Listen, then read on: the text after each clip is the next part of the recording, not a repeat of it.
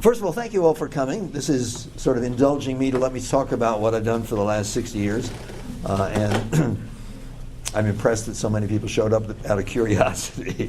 What have you been doing all this time? I'm going to begin with 4-5 major external events, as I call them, things that affected my life over which I had no control, but which made it imperative for me to do a number of things. And then I'll sort of fit my life story into these external events. First of all, the Boxer Rebellion in China. That may seem a long time ago. Boxer Rebellion in China resulted in a group of Oberlin alumni losing their lives, actually being beheaded by the Boxers in, I think it was 1899. When the Boxer Rebellion ended, the Boxers were required to provide indemnity for the harm they'd done, and so they gave to Oberlin College a large garden. The people who received this garden had no clear idea what to do about it, but so let's make something good out of this, and they decided to found Oberlin in China. This was to be a school in which the Oberlin alumni would provide money and training and staff, and eventually the idea occurred, why don't we send an Oberlin graduate or two every year to the school in China to teach English or play basketball or coach dramatics or whatever they can do. That fits in at some point. Second is a story about Mao Zedong and the Communist Party victory in China in 1959. That played a dramatic part in my life, and we'll come to that too. Third, the Ford Foundation decision to establish foreign training fellowships, and that played a big part in my life over which I had no control. Fourth, and this will sound very dull, U.S. Public Law 480. The fact that the U.S. government was selling wheat to India, and India didn't want the money to leave India because of foreign exchange problems, so they turned that over to the U.S. Embassy. And over the years, that rupees piled higher and higher and higher in the U.S. Embassy, and they decided this was money that we used for scholars, and this turned out to be a very important thing. And fifth, the Soviet launching of Sputnik. So these were all big events that at some point one could say are pretty distant, but in terms of what they ended up shaping my life, they were all pretty important. Okay, we begin with, here we are. We're looking at Oberlin. This is that's a memorial arch in memory of the Oberlin alumni who lost their lives. And while Joe and I were in Oberlin College, we both became interested in the Oberlin in China committee, joined it, applied for being the China rep, and our senior year we were chosen to be the China rep only to have Mao Zedong change our plans. Nobody in China was any interested in having Oberlin graduates come to teach basketball or English. So there we were with a fellowship to go and teach English somewhere, and the question was where. As it worked out, we, I think, still weren't quite sure where we were going to go, but this is the day in which it was announced to Oberlin College that we were two of the three Shanxi reps, as they were called, and we were going to go to India. The three of us who were chosen had to sail to India at that time. The schools we were going to were in the tip of southern India. None of us had much preparation except for Dick Dudley, the one furthest left. Dick was the son of missionaries in Tamilnadu, and he already had a good knowledge of Tamil, which Joe and I both envied as we struggled to learn the language after we got out there. On the way, we stopped in England, and ironically, the beefeater who showed us around the Tower of London had served in India, so we felt a little bit of a touch with the British Raj while we were there. Am I doing something wrong? Oh, yeah, okay, thank you. We arrived in Madurai. We had heard it was called the Temple City, and you can see why, because in those days the 5 Gopurams, the towers of the Meenakshi temple, exceeded the height of most of the rest of the city. If you go back to Madurai today, you can sort of find them, but there are 10 stories and 9 stories hotels built around them. Central to the city of Madurai was a temple to the goddess Meenakshi. I'd read a little bit about Hinduism, and I'd never heard of Meenakshi. I'd heard of Sita, I'd heard of Parvati, I heard of Kali, but not Meenakshi. And this is the beginning of something which has been kind of my scholarly interest since then, the emergence of deities in parts of India that are location specific. If you're up in Benares and you mention Meenakshi, probably most people have no clue who she is or what you're talking about. But in the city of Madurai, the big temple, and this is really big, it's in the center of the city, is to the goddess Meenakshi. Painted on the walls of the temple were a series of stories going back to the legend of the founding of the temple. The story he was telling was called the 64 Sports of Shiva.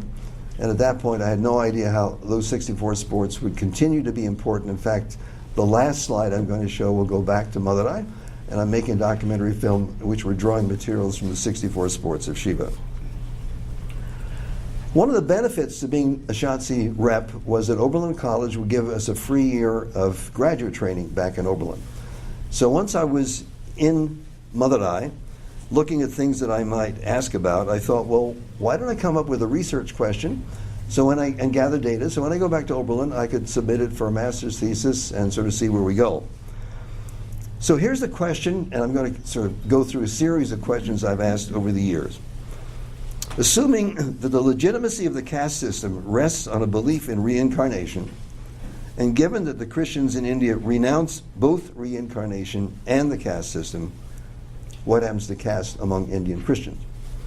In order to do the research, I mapped where the Protestant churches, where there's a large Catholic church, and I interviewed the catechists in each of these churches to get the list of the church members. My thesis was that probably there should be some evidence of people abandoning the caste system if they became Christians.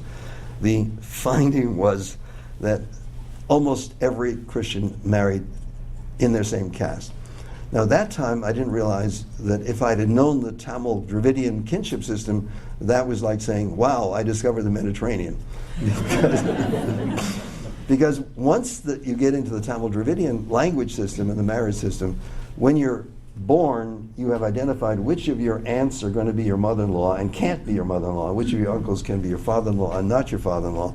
And so anybody marrying within Tamilnadu in the ordinary system would marry their same caste because they are related to you. But it took me another 5 or 10 years to figure that one out, and anybody could have saved me the effort. But anyway, it was worth getting a master's thesis and launching a career.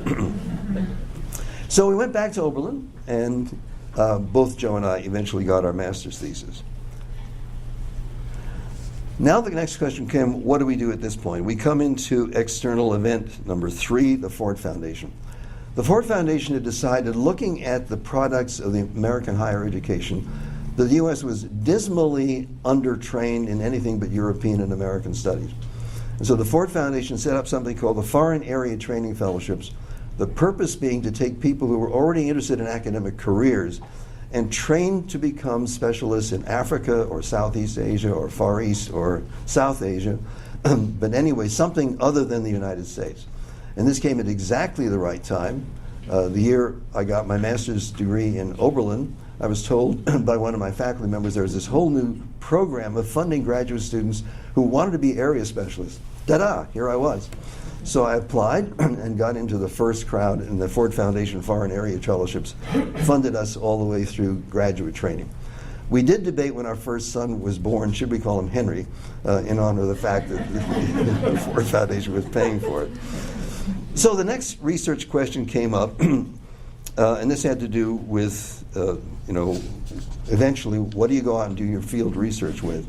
The Ford Foundation Foreign Area Training Fellowship made it possible for me to go to Harvard, and there the sociology department was very exciting. Talcott Parsons became my advisor, and the team of people who were over my dissertation included Cora Dubois, the anthropologist, and Bob Bella, a well-known sociologist. And when I reviewed my research proposal, which is what happens when a industrial firm drops into the middle of rural Hindu India, given the fact that these seems to be so incontrovertible, I read Max Weber's Protestant Ethic in the Spirit of Capitalism, Max Weber's thesis on religion in India, and the notion that the religions in India were quite incompatible with sort of personality and attitudinal demands of industrialism. So I was going to study what happens when these two forces meet, and the major advice I got from Cora Dubois was, Joe, don't get into medicine. The danger of being a graduate student in a village anywhere is you might be asked to be a doctor. I assured her I would not, and 2 years later I failed badly. I became a village doctor. But in the end, it did turn out to be relatively important because it gave me access to the village women whom I interviewed, who probably wouldn't have allowed me to interview them if I hadn't sort of taken care of their kids' boils and burns and stuff. So the next question, what happens in a previously isolated Hindu village when a large-scale industry moves into the village? My prediction was a lot of role conflict. There'll be role conflict on the basis of Hinduism. A lot of reasons. You had to work with people of other castes. It would be dominated by a very competitive system of economics. The issue of discipline, showing up for work, not being tardy, going back to work the next year. So I had a whole series of indices I was going to find indicating how difficult it was for people in a village in India to adapt to this sort of massive structure that would drop in. I picked 4 sites in India that would be rural industries. And the one that I picked was in Moradabad, near Moradabad, about 13 miles south of it. And it was a place where a sugar factory had come in 16 years earlier. It had purchased land from the village and made a deal with those farmers who lost their land that they would be employed by the factory, and we were off and running. So we get to the village, and the first thing I discovered was before we could move into our tents, we had to have a puja. This was a notion in the community. You can't just start something without getting a deity involved. So here we are. Oops. We did find a priest, and guess where the priest came from? He was the mill priest. The mill had hired sort of a chaplain. So I was beginning to suspect this was not going to be such a collision as I had imagined. He carried out a worship service for us. Our tents are just behind us. And the thing that impressed our daughter Shanti most was that periodically he'd say, Om Shanti, Shanti, Shanti, and she'd smile and wave to everybody because she was being acknowledged. We had to set up camp. There's no place in the village we could live. There were 2 very, very small rooms, but it would have been extremely cramped. So this has to do with sort of how do you survive in a tent. There was an irrigation well on the right-hand side and buckets, and the way people have drawn water for a long time. Cooking, the kitchen, we tried to make sure the tent didn't catch fire, so I constructed that sort of roof over table so that the kerosene fires that we used would not ignite the tent, and we did survive the whole time.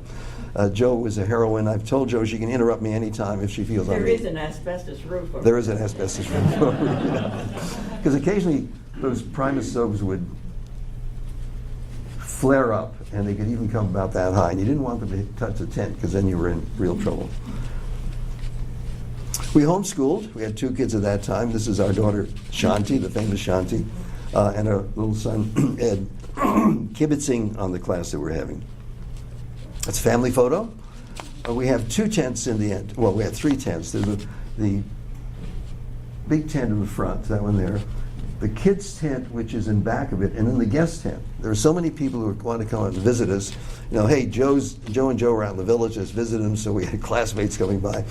And the village kept asking, were these relatives of ours? We said, no. Well, how do you know them? We went to college. What college was it? Oberlin. Is Oberlin a caste? And we finally began, probably in many ways it was similar. You sort of you marry each other, you visit in each other's place, you borrow money from each other, you babysit each other. I think we're onto something where there's more similarity than what we're thinking. This actually began to play a big part in how I interpreted the caste system. One of the first things I had to do was to map the village. This is a result of about 2 months of standing on rooftops, getting an exact census. The different colors stand for the different castes in the village. And then we come down to the actual research. How do you find out what kind of an impact this factory's had? This is our village, a bunch of mud walls. I kept trying to get some sort of dramatic sense of the village. And from whatever direction you went to, it looked pretty much like this. The factory was interesting. This is what I was curious about. And immediately I could see that my notion of the incompatibility between sort of Hinduism and a factory system was going to have to take a serious backseat. The factory had built a temple here in the foreground. There's the factory in the background. The reason it was in this location was that this is a railroad junction, and so trains carrying many bogies of sugarcane could arrive and would be processed in the factory. So the very fact that there was a railway intersection there meant this is why this village was chosen and why things went on in this location. A lot of the farmers in the area were positively affected. There was a complex system of giving out issues. There's technically a farmers cooperative, and you were assigned how many wagons to bring in during the crushing season. After I got into it, the people who were working it told me how deliciously corrupt it was, and they told me exactly what I didn't want to know about how there was a very elaborate payoff scheme, so the farmers lost out consistently, and both the clerks in the factory and the co-op officials, who were more or less high caste and friends, and college friends, benefited from this process. But that wasn't what I was there to look at. This is probably the most dramatic evidence of the Joe Elder collapse of his thesis. The opening of the crushing season. The priest is there. The owner of the mill is there. The sacred fire is there. And they're calling on the Vedic gods to have a successful crushing season. Then they went over to the conveyor belt where the sugar cane was stored, and they're putting in the first bits of sugar cane, and they're also calling on the blessings of the deities. So this notion of the incompatibility began to waver pretty seriously. And I thought, well, I guess I wasn't right on everything that I thought. Oops.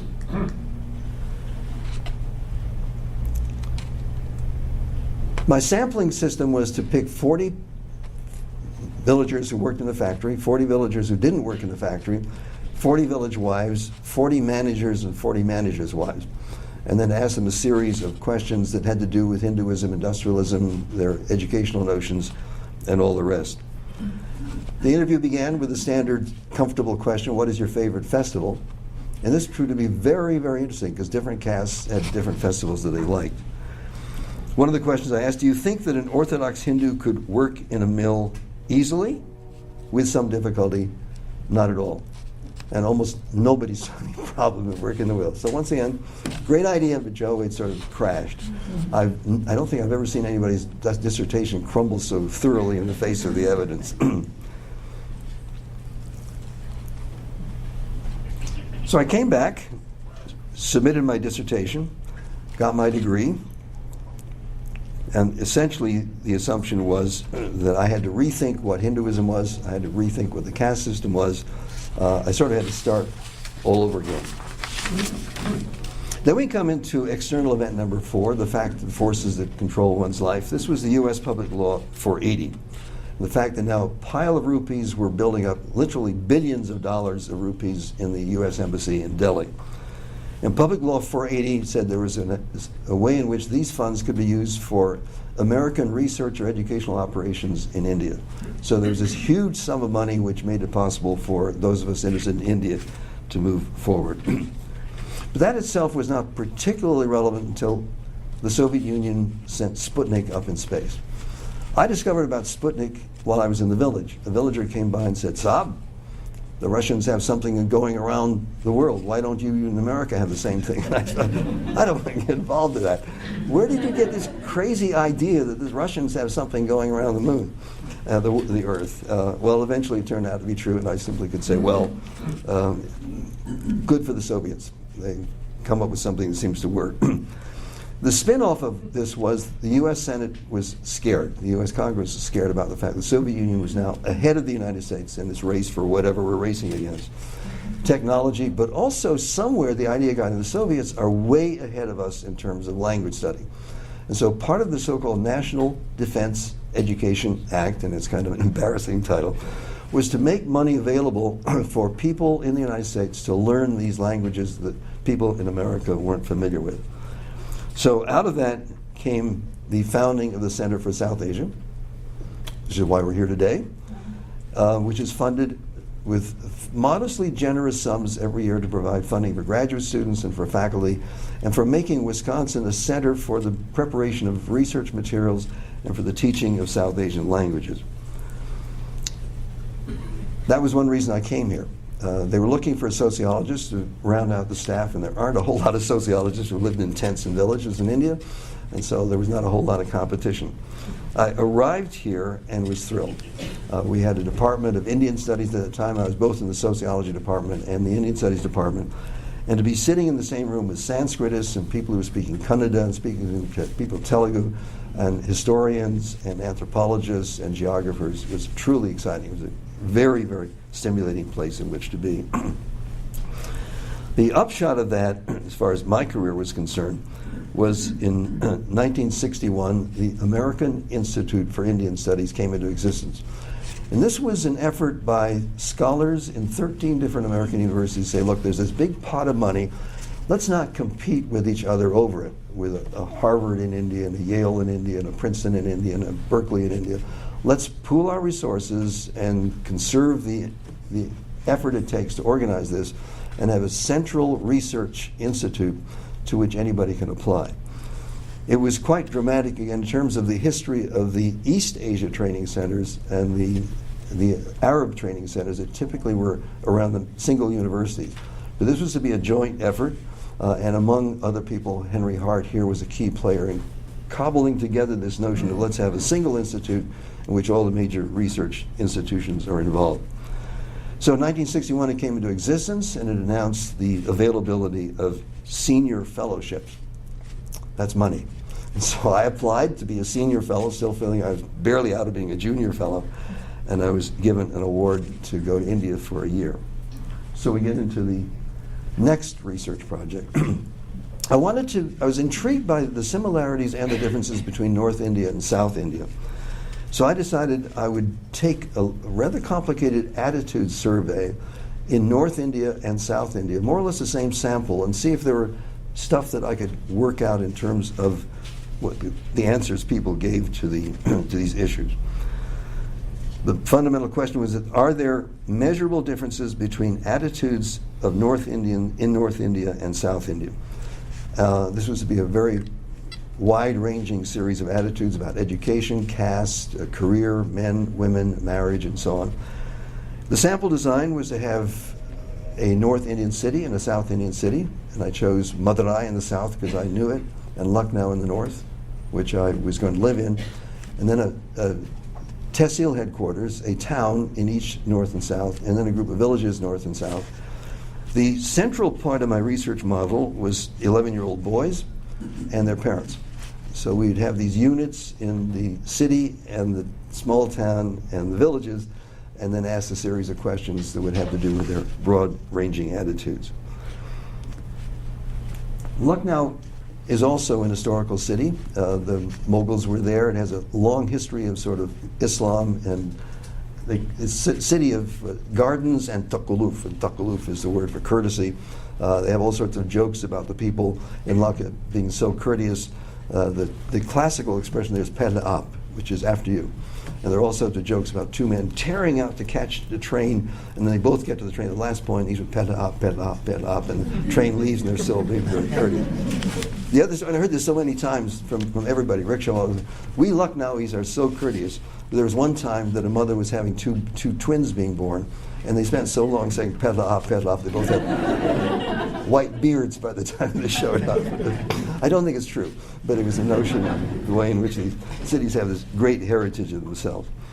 So I had a lot of questions to ask. Part of the interesting, here's what the family looked like. We sort of, at this moment, we're all wearing nice Uttar Pradesh costumes.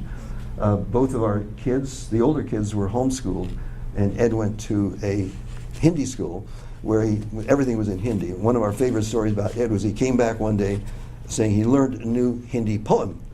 And we said, well, what is it, Ed? And he sort of said, well, I forget, and so on. He finally rose to the challenge, and he said, okay, this is the Hindi poem I learned today. Ba, black ship, have you any wool? Yes, sir, 3 bags full. And he had no idea why we just erupted at this Hindi poem that he had learned. Meant hiring crews of people to do the interviewing. I had a group of graduate students in Lucknow. Oh, Lucknow, these aren't the graduate students. there was something of a crisis going on at that time. The Junsung was trying to get rid of everything that was English that they could deal with, and so they had simply rounded up all the Raj statues and put them in a place in the back of the prison, of the police station. I thought this was absolutely hilarious. There's something so undignified about a person waving a hat to nothing in the British crown, sitting there in the foreground with nobody willing to dust it particularly. But this was all the process of being part of a North Indian city. I had a questionnaire, which I drew up in English and tried it out, and then I had to produce a Hindi schedule and a Tamil schedule to have the questions more or less identical. And discovering the difficulty of expressing these things in spoken Hindi and spoken Tamil was dramatic in itself. Because the first translation I asked, I had a nice Hindi translation, and then I spoke to grad students, what would happen if you read this to a mother of an 11-year-old in a village? And they said she'd have not a clue what you're saying. Could you write a sentence in a language in which the mother would understand? They said, we could, but it'd be ridiculous. And then they proceeded to do it. And they would crack up laughing when they'd come out with, this is the way a woman would understand it. And it took a real exercise to write down what would be understood. Don't try to write down something which is correct or fancy Hindi. The same problem we ran into in Tamilnadu, translating the sample. This is sort of the Tamil translation down here and the English version up in the top. And I'll read you the questions because they were sort of interesting. Both cases, when it got to the printing press to run off the schedules, the printers objected. They said this was terrible Hindi and this was terrible Tamil. And I had to actually, I don't want to say bribe, but I did pay a handsome tip to the Tamil press, and they insisted that their press not be on the publication. They didn't want anybody to see that they published it this badly. This is one of the scales that I tried to sort of tap out the differences between North India and South India. And there were a series of statements, and they would say true or false. An insult to one's honor should always be punished. Human nature being what it is, there will always be wars and conflicts. People can divide it into two classes, the strong and the weak. It is not good to think too much. A great many changes can be predicted by astrology. There are so many evil people nowadays that it is dangerous to go out alone.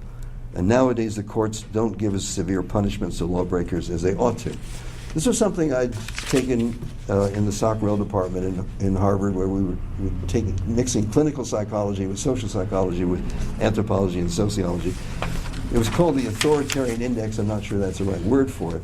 But it did indicate if you really felt this way, life was pretty somber and pretty threatening.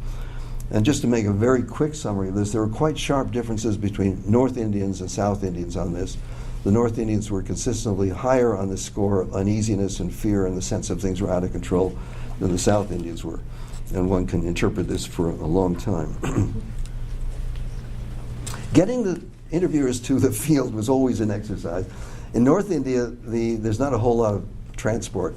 So we use these horse-drawn ikkas, and we had to set up sort of a base in Melur, the town in which we had the interviews, or to get out to the villages. Madurai was a rail center, and one reason I chose both Madurai and Lucknow was they were big centers. They had government, they had railway junctions, and all the rest. And so the notion that people living in Madurai and Lucknow would be exposed to the bigger world, however one wants to define it. This is a Tamil village outside of Madurai. We interviewed, well, we had both the Madurai sample and then the Melur sample and the village samples, and it took probably about 5-6 weeks each place to get all the interviews done that we had to have. Here's an 11-year-old boy being interviewed. The women interviewed the mothers and the boys, and then we had some men interviewing the men. Basically, the findings were that there are differences. The fun came in trying to interpret why the differences were there, but the sort of mood and many of the notions of marriage and education were quite different between our South Indian sample and our North Indian sample. And now I'm back in Wisconsin, and another thing came up. I came here with being told that Wisconsin might have a study abroad program in India, and I arrived here and asked Henry Hart, was there a program in India? And he said, we're not sure. Oh, that's great. What do you mean not sure? He said, we sent 5 students out, but we have no idea where they are and what they're doing. I was already into second semester, and I told the class, I think we have an India program. And so when I spoke to Henry Hart, he said, well, first we should find out what happened to the 5 students we sent. And this was at a lunch where Henry was sitting at one end of the table and Jerry Kelly, the chair, at the other end of the table, out in the middle. And Jerry said, well, I can't go to India during spring break. And Henry said, I can't go to India during spring break.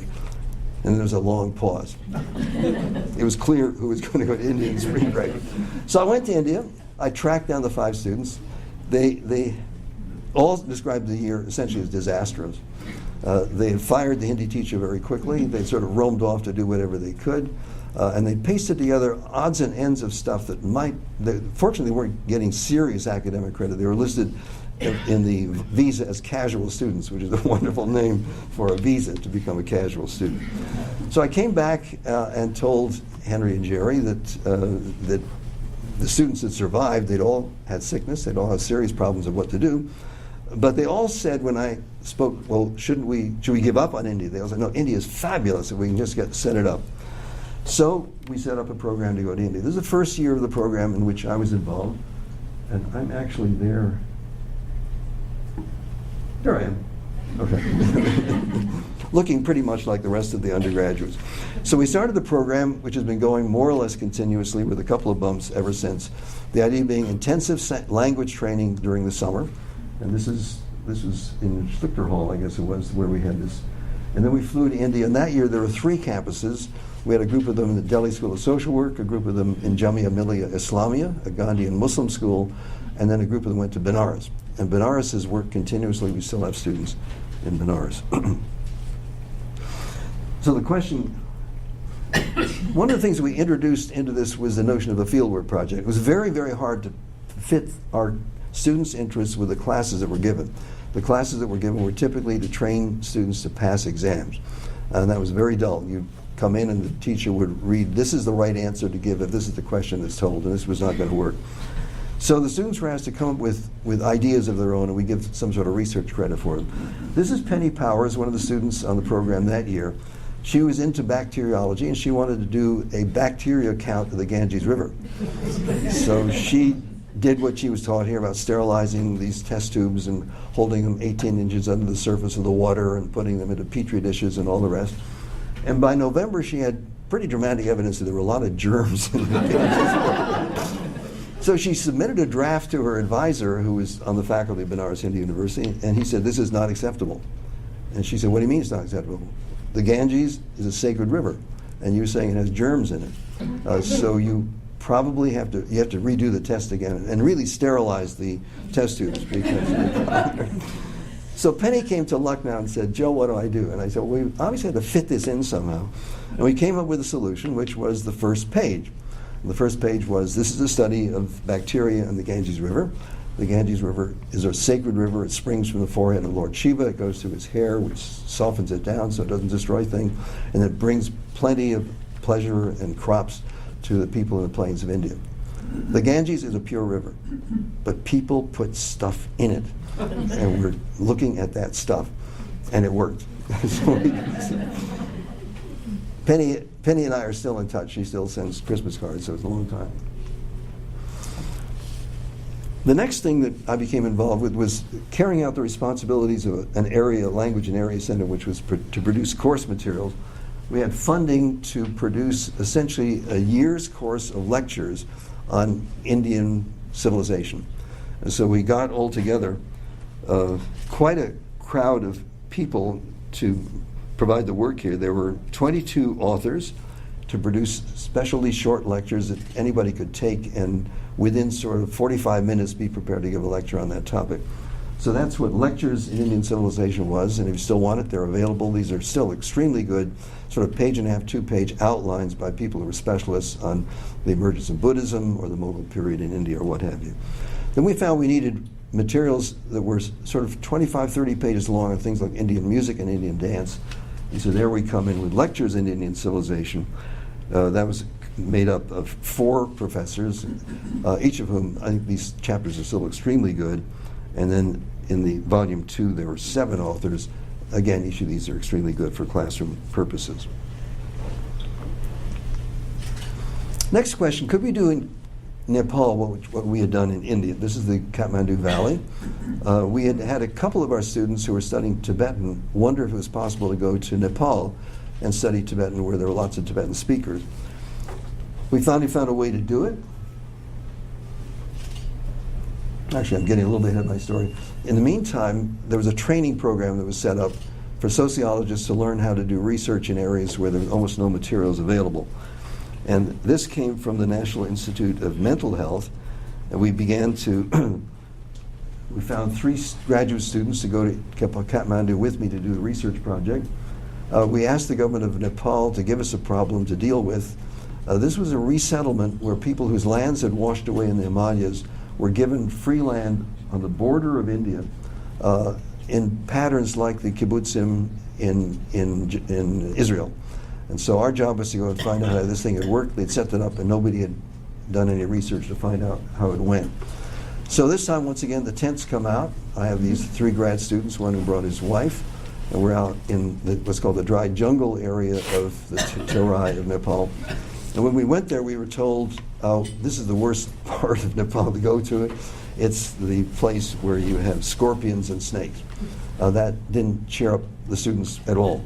So we managed to get through it. We had some Nepalis working with the American grad students to do the translations, and in the end we came out with all these, we had something like 200 interviews of people. The general story was pretty good. The program had worked rather well. These are so happy. This was leaving the Terai, which is now getting to be very hot, flying. This time we had to fly in with these short takeoff and landing planes that Nepal has that can land almost in a tennis court. They're so small. Book that came out from that was simply a summary of the study. The major finding probably was not only was the project working pretty well, but also over the hills where there was no government involved and no World Bank, the settlers settling illegally against the law with all sorts of notices saying don't do this, had developed the land almost as well. They got in schools and malaria prevention and the whole story of, did you need all that work if you have vigorous Nepalis who will take advantage and ignore the rules as they did. So while the family was there, we had to take a trek to Mount Everest. That's the family, with Mount Everest in the background. And then we ran into people Peace Corps people who said, Wisconsin could have a study abroad program in Nepal. So to make a long story short, we set one up, and it lasted until about 8 or 10 years ago when the Civil War made it almost impossible to continue. And then I get into a whole other field, and we're getting toward the end, folks, documentary films. I got into that through the fact that students on the College Year in India program had to do a fieldwork project, and some of them said, Joe, could we do a documentary film? Well, the first one who tried that produced nothing. Shot a lot of film and ended up giving up. The second students came along, and I told them, the first one didn't work out very well. He said, but I think my dad has a 60 millimeter projector, camera, and I think I could put one together. So he did, and it took him a long time to finish it. We got extensions and extensions and extensions. And he produced the first documentary film for the Center series, which is simply called Benares. Since then, we've made 26 or 27 documentary films dealing with this. Most of the people who are the camera people and others are students who've been on the program. This is one of our films that deals with a major Hindu festival, the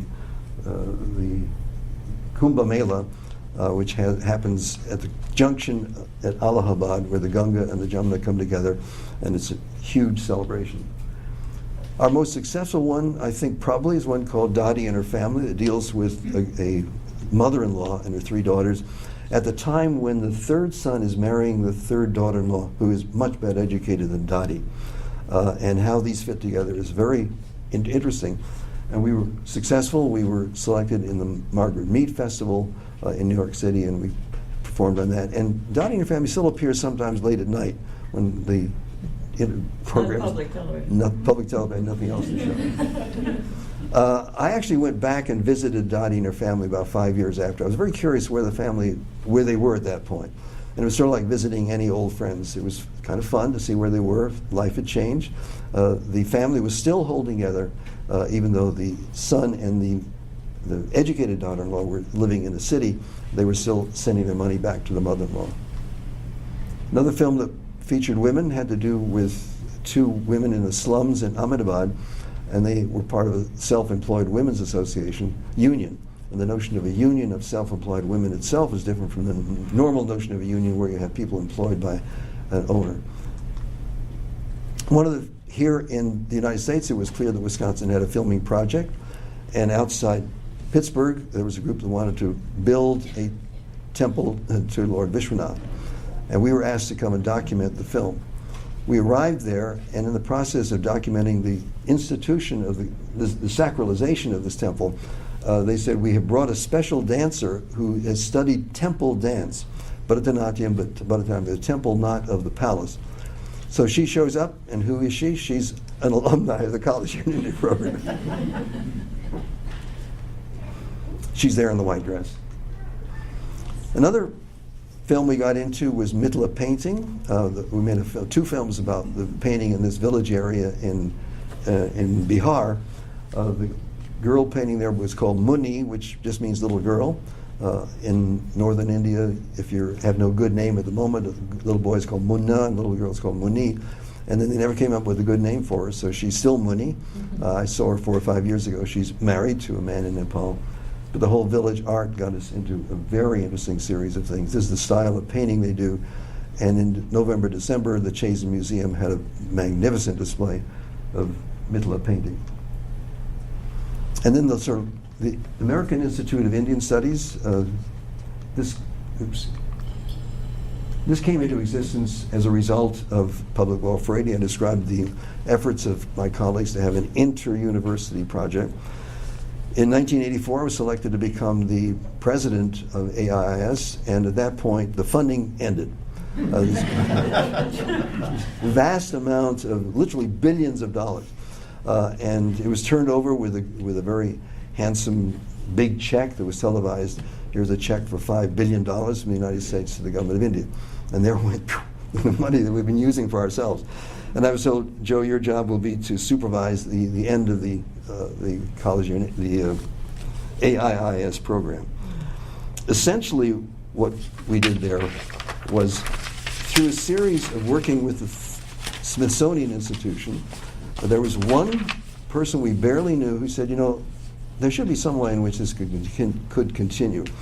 And what he did was to put into the Smithsonian Institution's application for funding a little PS at the end that said any money that had been set aside for the AIIS should be turned into an endowment. Congress doesn't do that, but it was so far in the last page that they never saw it. And so we became the owners of an endowment. And suddenly we went from having no money to having something like $4 or $5 million worth of rupees, which have then been able to continue up to the present. So among other things that happened while I was the president, along with sort of coming through the valley of death, was to build a building where we wouldn't have to rent. This is the groundbreaking day. One of the governors of the district is handling things. Here's what the building looks like. It's a very dramatic building itself. Then we produced a book to celebrate the AIIS. This has to do with the way in which American scholars dealing with India have had to recast their definitions of critical terms to deal with Indian materials. And it was absolutely fascinating to take this group of people from many different disciplines, beginning with art and archaeology all the way to zoology, that when you're in India, you can't assume the categories that work here work particularly well there. And it was very interesting to watch this sort of counter impact that happened. To wind this up, the most recent book I've been involved with was the history of the AIIS.